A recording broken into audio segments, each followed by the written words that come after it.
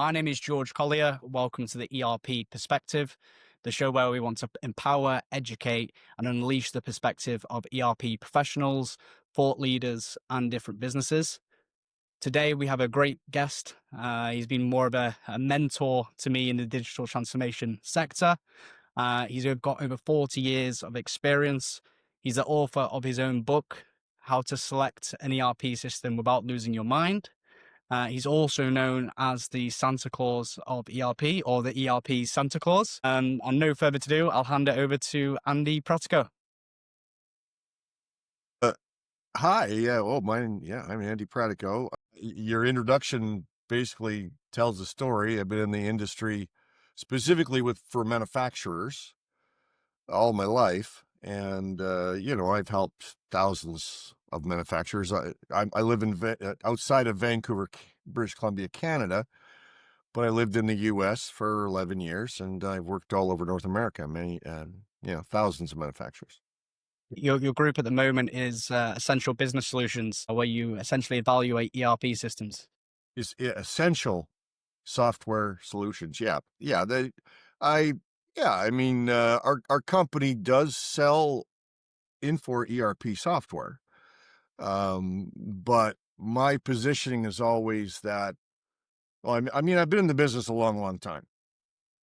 When I first got into business back in 1981, if you can believe it, before you were born, I think. Am I right? Yes, I am. You are correct. Yeah. When I first got into business, I thought this was a really great opportunity for, helping companies, helping people, helping the world.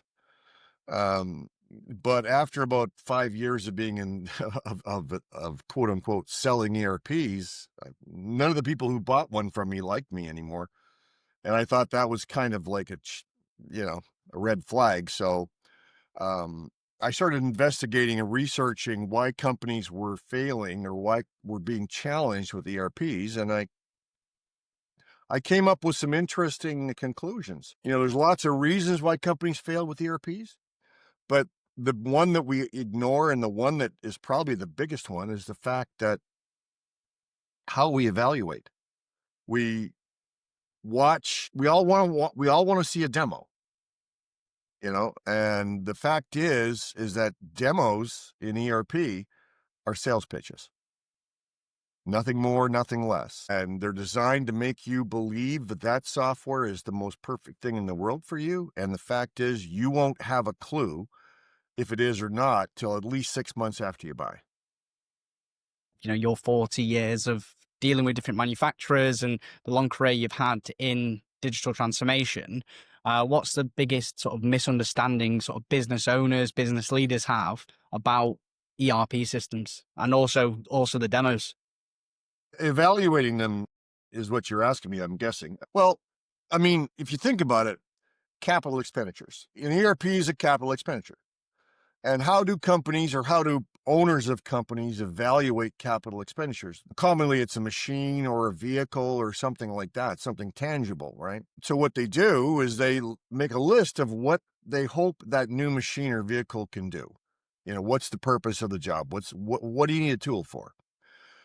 And they document, 20 items of what they expect that thing to do. And then maybe they go to a trade show and they look at machines or look at vehicles or whatever it is they're planning to buy, and they, take it for a test drive. Turn the machine on. Let's see how many things it'll make in an hour. Or let me take that new forklift for a drive and see if it's smooth and the forks go up. All those things, it's just very common sense. And that's how all of us believe we should purchase capital expenditures. The problem is with ERP software is it's not 20, it's not 30 items we consider, it's 20 or 30,000 items. And so we try our best and we do it logically, and we end up falling in love because the demos look amazing. We end up falling in love with the wrong one. And the statistics of ERP satisfaction is horrendous. One of the surveys I I read was from the Wall Street Journal, and 73.8% of companies don't like their ERP. And if you think about what they cost, which is a lot, and how much it takes to implement them, which is a lot, and that costs a lot too, and then three-quarters don't even like them. Like, my goodness, like, maybe there's another way to evaluate systems. Maybe it's time to use a little more common sense. What would be your guidance then to a business that's currently got an ERP system that it's not covering their needs at the moment? And they're looking at these different ERP systems, they're going into these different demos. What sort of guidance or advice would you give someone at that stage? Well, first off, I don't believe in demos. I call them sales demos because that's what they are. They're Yeah. just pitches, right? I mean, you think about this. It takes a person, I mean, a sales demo lasts 2, 3, 4, 5 hours, but it takes a person 2, 3, 4, 5 years to become fluent with an ERP. So what do you learn in a couple of hours? Especially when the ERP companies are trying to make that software look perfect. They have professional we call them demo jocks, but professional presenters. Their title is pre-sales consultant. And you notice the name that says pre-sales consultant. What that means is that after you buy or after it sells, you'll never see that person again. So guess what their job is to make the software look amazing. And they do. Some are obviously better than others, but they do. So you watch the demo, and then you invite all your company, your employees and everything else to watch another sales demo. And you go, wow, this system is beautiful. It's perfect. It does everything. And then you buy it. And then, I mean, it takes you, 12 to 18 months to implement one of these things. So that's why it takes so long before you even know it doesn't do what you want it to do. What would be the best approach for a business? And if sales demos aren't the way, but they want to understand what another ERP system can do, what can they do? What is the solution for them to find a new ERP system that works? Great question. And this is what I try to teach people is that, my grandma used to always tell me, learn from someone else's mistakes. I mean, your grandma probably told you the same thing, George. But the point is that how do you learn from someone else's mistakes? Well, you speak to companies that are already using these systems. The problem with that is that they're going to give you their best ones. And what can you learn? Or sometimes they're paid, but regardless, they're not absolutely objective, and they're not representative of the experience you're going to have. So they give you their three best. Like, for example, the ERP that I work with, there's about 6,000 manufacturers that use it. If I were to give the three best customers using that software, that's about a 6,000. That's about a 0.018 percentile of success. That's good math, eh? What are the chances of your company, when you go live, being in the 0.018 percentile of success? It's exactly 0.018%. It ain't gonna happen, right? Maybe. I mean, if it does happen, you better go buy some lotto tickets because you're lucky. The reality is you want to speak to companies that are representative of the experiences you're going to have, right? Learn from their mistakes. So what you have to do is you can't just say to the ERP vendor, give me some of your customers, because they're going to give you the best ones. What you have to do is say, I want to speak to companies that are similar to my own. Companies that are local. And local is relative, but the point is you want to understand how good the local support is. That's the point. And a similar company. So somebody already using the same critical requirements that you expect, the same competitive advantages that you need in an ERP. Someone that's already using that in a similar manufacturing environment as yours. And hopefully one that's not too big or not too small, a similar size. I mean, we've all heard of all different types of ERPs. They say there's over 1,000 ERPs out there. The biggest you're very well aware of, George, is SAP. Now, if my company had 100 employees, I don't want to be talking to a company that's got 3,000 employees, right? I want to talk to a company that's around 100 employees. So if you tell every ERP vendor, and I suggest to do this at the very beginning of an evaluation, not at the end. Everyone waits to the end to speak to references, which is, it's too late. You've already drank the Kool-Aid and you already fell in love with something. And, everything is biased in your mind now because you're always leaning to the positive as opposed to being objective. So the very first thing, before you speak to an ERP salesperson, matter of fact, I suggest people send an email to every vendor they want to investigate and say, I will not speak to your ERP vendor, your ERP salespeople, pardon me, until you give me a list of customers that are local in a similar industry, using the same functionality I want, and are about the same size. Because now you're talking to representative companies that are similar to yourself, probably have similar skills as yourself at a certain level. But the point is you're also forcing them to not give you their best customers, right? So now you're going to get an objective opinion. You're going to hear the truth. And when we're evaluating ERP software, I mean, people call it due diligence. They put a lot of effort into, they make a whole process, whole plan of how to evaluate. The goal of evaluating ERP software is to uncover the truth. There's no other goal. The problem is we've got these, sales demos that look amazing and they cloud our opinions. And the websites look great, and the brochures and sales pitches from the salespeople sound wonderful. They all cloud our objectivity. If you speak to objective, honest companies that are similar to yourself, that are already past the learning curve, that already know the pros and cons, you will learn which ones do what you expect and which one maybe not. And you know what? That doesn't mean you're not going to buy that ERP. Just because you hear from somebody that's telling you the truth.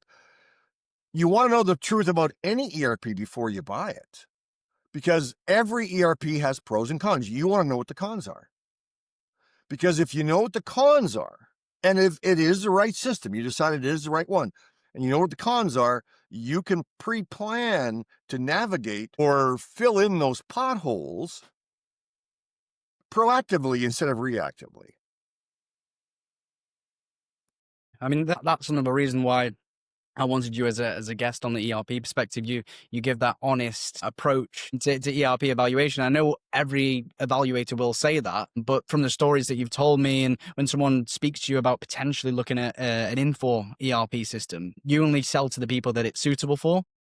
Absolutely. And, I'll tell you, I'll go one step farther. Back when I was a kid, back when I was your age and first got into business, I thought I was doing something really positive. But then 5 years later, I found out I wasn't. And the reason why is because I didn't know what I was saying. I didn't know. The customers would ask me questions and I would tell them what my bosses told me to tell them. Now, maybe it was my interpretation of what the bosses told me to tell them, but I didn't know I wasn't being 100% honest. I thought I was telling the truth. I thought this is the way it is.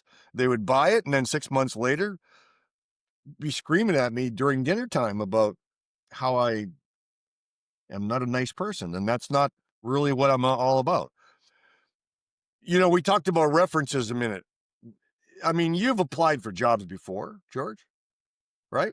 I mean, Definitely. not many because you're not very old, but you have applied and you've had a resume, correct? Yes, correct. And some of those resumes or some of the companies that you're applying for say, I want to speak to your references, right?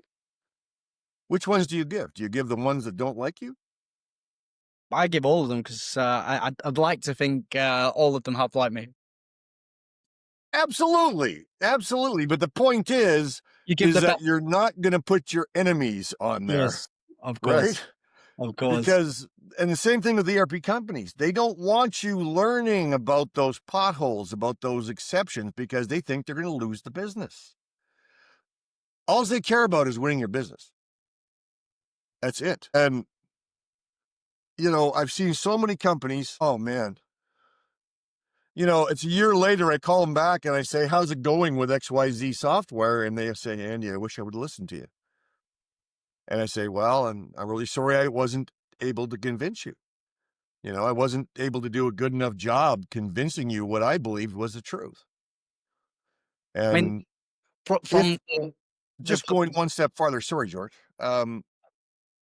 it's to the point in my life, I'm not a young fellow anymore.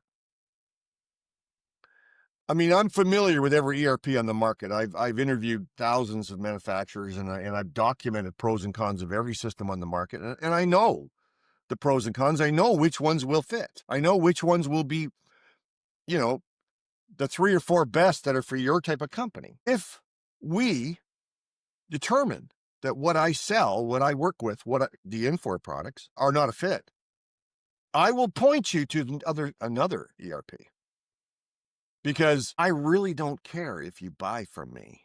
What I care about is you buy the right system, the best system for you. I think that kind of summarizes or links to the fact why you've developed the name as the ERP Santa Claus. I don't know if you want. Partly, yeah. Well, It's interesting. I think I told you about this movie called Miracle on 34th Street. yes. Black and white Christmas movie where Macy's hires the Santa Claus, and the mom and the boy comes in. He wants a red fire truck, and Santa Claus says, "Nope, you have to go down the street to the other department store." So the next, the general manager is really upset with them, and all kinds of things happen. But the next morning, the owner of Macy's opens up a newspaper, back when they used to have things called newspapers. So, and you probably never heard of those before, George. But the headline said, "Macy's knows the true meaning of Christmas." And then it talked about how wonderful it was. And all of a sudden, people were going to Macy's. And if what I represent, because I mean, no one represents every system on the market. If what I represent is not the fit, I will tell you, and I'll tell you to go down the street to the other one. And you know what? That sounds like come on, that can't be possible. No quote unquote salesperson would ever do that. And I say, well, maybe that's possible. Maybe I'm trying to trick you. I don't know. But if you go into my LinkedIn profile and look under recommendations, there's 3 dozen on there that say nice things. Yeah. And not one of them ever bought from me. Every one of them I pushed them to another system. I mean, testimonials and recommendations are worth their weight in gold in this day and age. And if you can have that trust and that relationship with the people that you work with, that you can give an honest opinion, an honest approach, then they're going to recommend you to their friends. They're going to recommend it to other people they work with, and it comes back round. That's the way it is.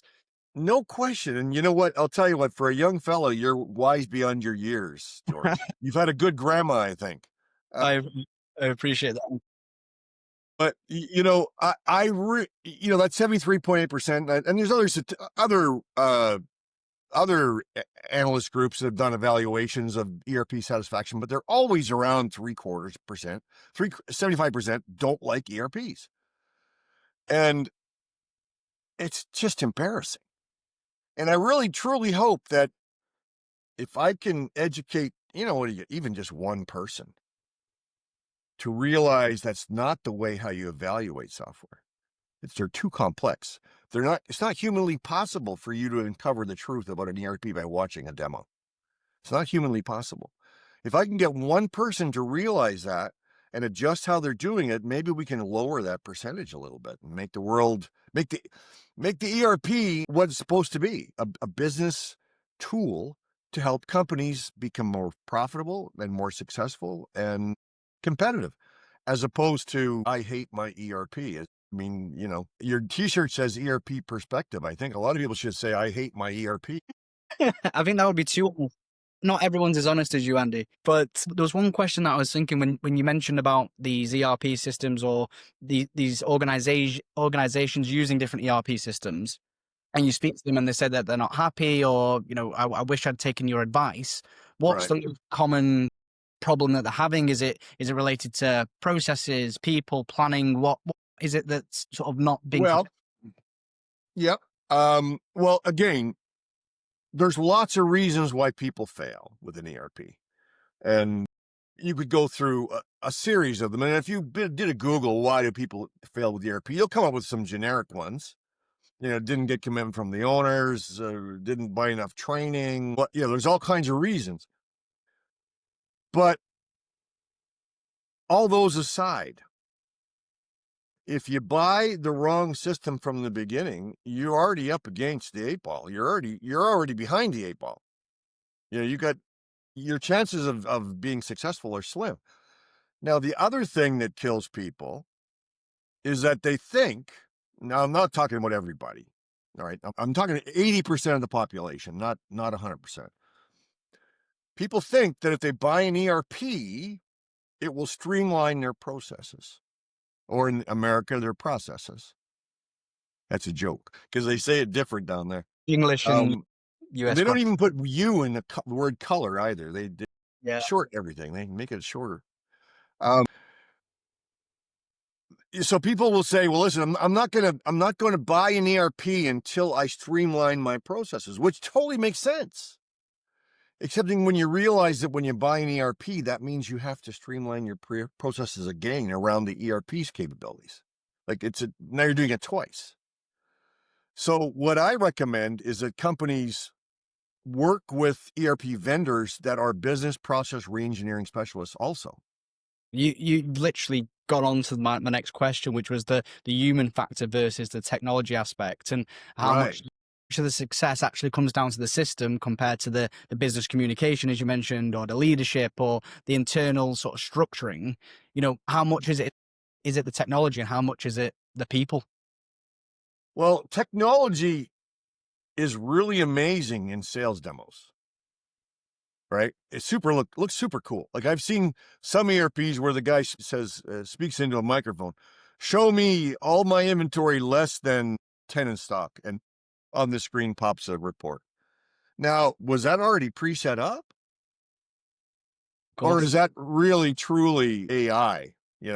I don't know. Maybe. But the fact is that how you're going to use your system? I believe obviously technology evolves every year.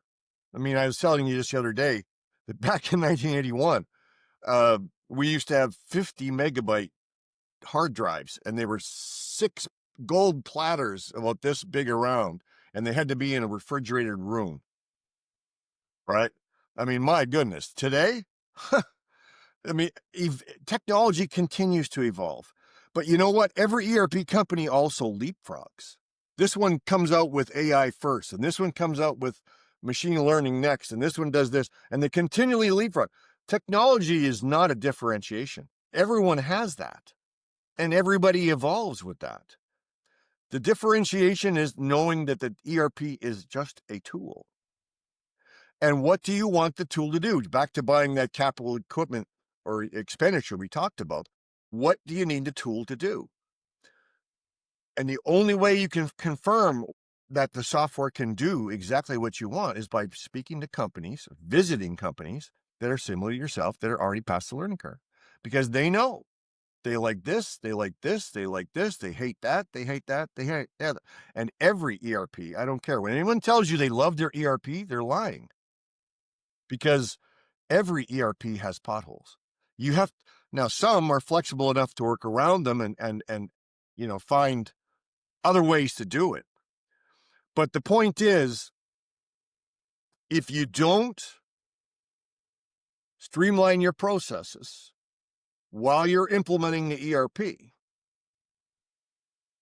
you're just going to put pretty screen in front of your existing problems. It'll go faster. Your mistakes will go faster. Putting bad behaviors into concrete, essentially. Yeah. Throwing the baby out with the bathwater. Yeah. All those great, wonderful expressions. I was going to say the ERP selection process. That if a business is considering a new ERP system, or be it SAP, Oracle, or any ERP system, there's over 1,000. Yep. Is anyone with an ERP system to contact the vendor first and ask for people using that system, similar business size? Well, first step, actually, there's one step before that, and that's documenting your critical and unique requirements, because you have to have what you need that tool to do documented very well. Now, I'm not talking about the age trial balance or generic functionality. I'm talking about what is your competitive advantage. Because you got to make sure that the software can continue or evolve or improve your competitive advantage. Because if it can't if it can't accommodate your critical advantages, why are you looking at that software? So the first thing you want to do is document your critical, unique requirements, your competitive advantages in detail.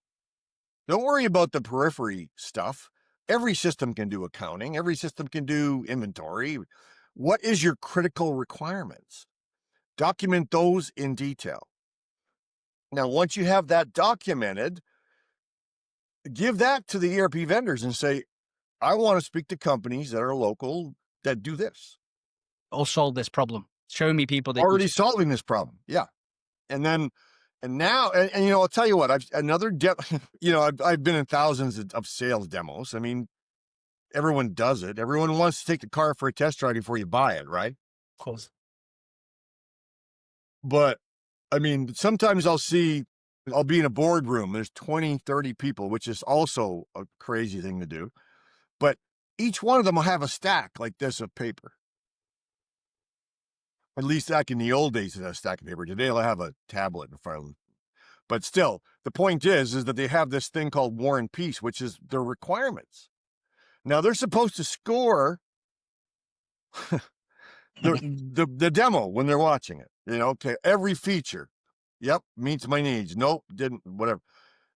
I mean, it's already hard enough to even stay focused to watch a demo. Forget about going through a list that's, 100 pages of stuff that just makes it impossible. Anyways, speak to companies that are objective, they'll tell you the truth, that are already past the learning curve.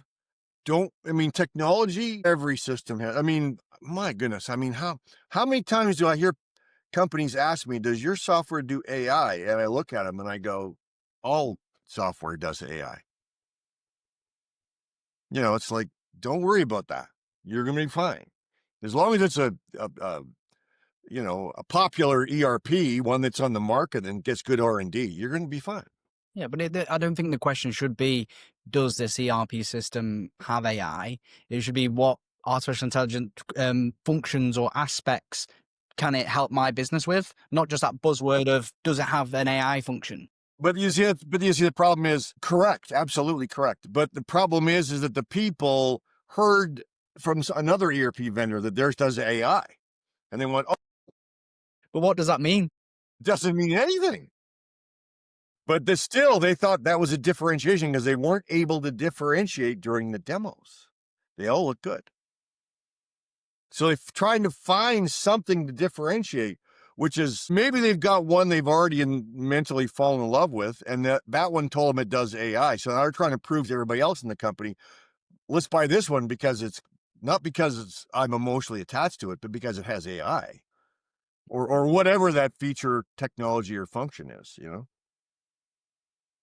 And you've answered quite a lot of the questions already in terms of how a company should approach evaluating a new ERP system, the process that you would advise for them to go through. But I know we're looking at, ideally, this message reduces that percentage of failed implementations or selecting the wrong ERP system for your business. But how do you hope in the future businesses will change? And I know we've gone over the process, but in the next sort of 5 to 10 years, do you think that percentage will drop? Do you think people will listen? What can the community do to spread the message and allow people to lower that failure percentage?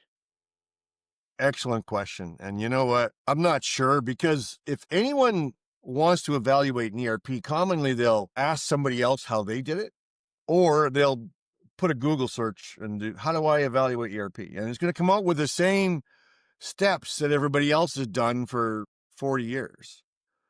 And it's the same steps that have resulted in a 75% dissatisfaction. So what I recommend is a true paradigm shift. And not many people are willing to be a missionary. You know what I'm saying? Being different, walking on territory that no one's ever walked on before, because they think that there's risk involved. But if you think about it, if you Do your evaluation by listening to or speaking to or visiting companies that are similar to yourself that are already past the learning curve. How could you how could you ever get any better insight on what the software can and cannot do? So to summarize, document requirements, references, and then at that point, you should go to the vendor and ask for, would you still ask for a sales demo after that point? Obviously, to summarize. Yeah, yeah. I mean, everyone wants it. No one's going to buy a multi-100,000 or $1 million software without looking at it first. Was But instead of, we talked about that title of a pre-sales consultant. That's the person that makes the software look amazing. Well, how about watching or the demo with someone that I'm going to work with after I buy, mm, someone that trains me, because that person, number one, I'm going to be working with them after the fact. Number two, they're more apt to tell me the truth because they know whatever they say they have to put up with after I buy. So instead of watching the sales pitch, actually uncover the truth. Talk to people that are going to be honest with you. Usually the ones you're going to work with after you buy. Andy, it's been a pleasure having you on. I hope we can do another episode in the future. And I hope so too, George. you've been a real advisor for evaluating ERP systems, and I look forward to working with you. The joke about being an ERP Santa Claus, number one, I do tell people the truth right from the beginning. And I do point them in another direction if what I have is not a fit in functionality or budget. But I also have a bunch of ERP evaluation tools that I've built and created over the years, and I give them away too, because I'm trying to help companies make the right decision the first time. And so if anybody that's watching your podcast wants some of those tools, just let me know. I mean, I've got a list of them and I can email them a list. I think I've emailed you a list before. Have I? Yeah, you have, Andy, and I know you're always keen to help, and you'll go that extra mile for anybody that wants it. So yeah, a bit of advice to my community as well. If you are looking to evaluate your ERP system, I'd highly recommend Andy Pratico to you as well. But Well, it's thank been a you very much and have a wonderful day. thank you, Andy.